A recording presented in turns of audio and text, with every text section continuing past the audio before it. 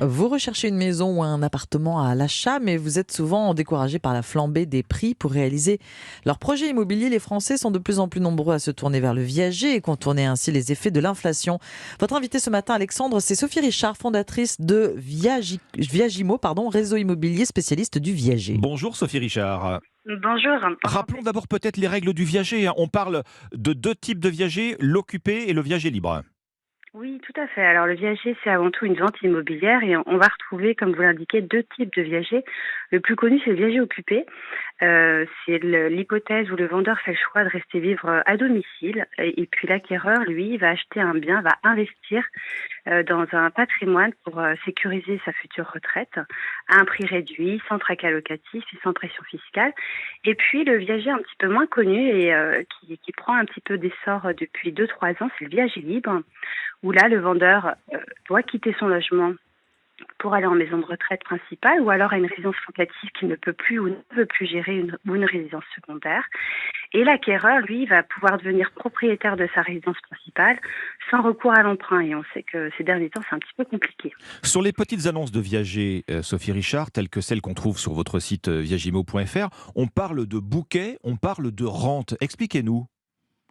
Alors, ce sont des modalités particulières de prix. Donc, effectivement, je vais prendre un exemple. Ça va illustrer une illustration chiffrée. Ce sera peut-être plus simple pour les auditeurs. Oui, Par exemple, j'ai un acquéreur qui se positionne pour acheter un bien d'une valeur de 300 000 euros à une vendresse, une femme, qui a 74 ans. On va avoir une décote d'occupation de 50%. C'est-à-dire que mon acquéreur va acheter un bien sur une valeur occupée de 150 000 euros. Mais ces 150 000 euros, c'est tout l'avantage du viager, c'est qu'il n'a pas à le débourser de suite. Il va échelonner dans le temps son paiement. Donc, par d'accord. exemple, il va verser un bouquet de 50 000 euros et les 100 000 euros restants, on va le convertir en rente viagère. L'avantage fiscal pour mon acquéreur, s'il est par exemple soumis à l'IFI, c'est qu'il ne va déclarer que la valeur de 150 000 euros dans son patrimoine. Hmm. Et les frais d'acquisition seront également sur la valeur de 150 000 euros et non de 300 000 euros. Donc ça fait des frais allégés d'acquisition. Oui, la promesse du viager, c'est gagnant-gagnant, hein. Le vendeur, vous le disiez, s'offre une meilleure retraite, un bon complément de retraite. L'acheteur, Exactement. lui, bénéficie d'une décote importante, hein, par rapport au prix du marché pour un bien donné. C'est ça. Donc, dans mon exemple, là, il va bénéficier d'une décote sur le prix de 50%. Donc, il y a à la fois un avantage économique, un avantage fiscal, puisque les frais d'acquisition sont réduits et si on est soumis à l'IFI, ben, on peut réduire cette taxe-là, cet impôt. Et en plus, et c'est très apprécié des acquéreurs, c'est qu'il n'y a plus aucun tracas locatif. Pourquoi? Parce que mon vendeur qui vit dans le logement a un affect considérable pour son bien. Il va continuer à l'entretenir comme Oui. aucun locataire peut-être ne le ferait.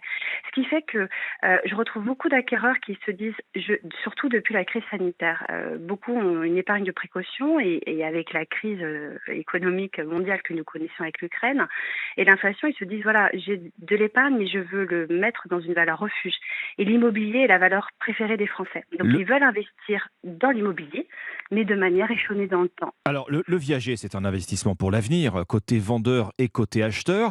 Côté acheteur, c'est évidemment une solution à écarter si on cherche à se loger immédiatement, Sophie Richard. Sauf, non, le viager libre existe. Du- de- Donc, le viager libre va permettre à l'acquéreur de devenir propriétaire et d'occuper tout de suite son logement. Et c'est oui, vrai que c'est une vente qui est méconnue. qui est assez marginal, à 5 à 10% des transactions en viager, je crois, hein.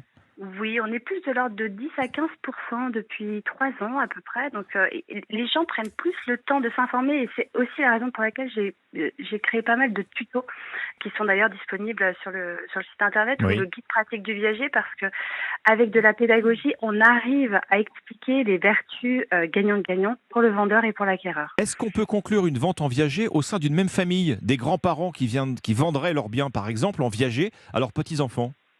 Alors, tout est possible, mais attention, il y aura à coup sûr les services fiscaux qui ouvriront le dossier pour donation déguisée. Donc il faut être très précautionneux et s'entourer des conseils d'un expert pour bien encadrer juridiquement le contrat. Hmm.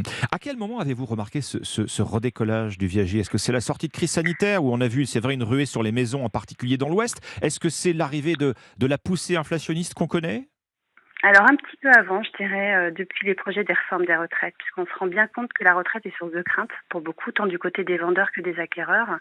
Et de manière générale, notre système de retraite par répartition est à bout de souffle. Et c'est vrai qu'on n'a plus, depuis de longues années maintenant, cette juste adéquation entre le nombre de cotisants et les bénéficiaires, les retraités. Donc on est une société vieillissante avec l'allongement de l'espérance de vie, on a une chute vertigineuse de la natalité et puis on a effectivement cette hausse du chômage, donc moins de cotisants et il nous faut trouver des solutions. Et le viager est à mon sens, un des produits retraite. Comme chacun des salariés peuvent avoir une retraite complémentaire, le viager peut être un produit retraite à part entière.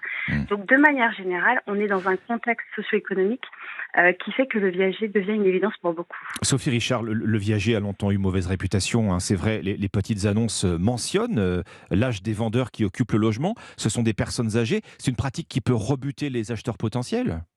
Alors de moins en moins, c'est vrai que les tabous, les idées reçues ont la peau dure, mais comme je vous l'indiquais, avec de la pédagogie, on arrive à lever ces barrières psychologiques.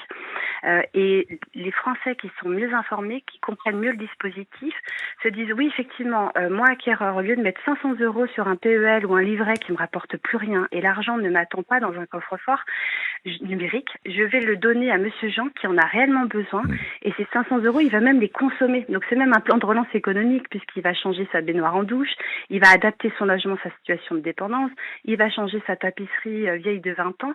Donc on fait enfin circuler l'argent qui est immobilisé de part et d'autre. Merci Sophie Richard. Je rappelle que vous êtes Merci à vous. fondatrice de Viagimo, réseau immobilier spécialiste du viager. Merci à vous.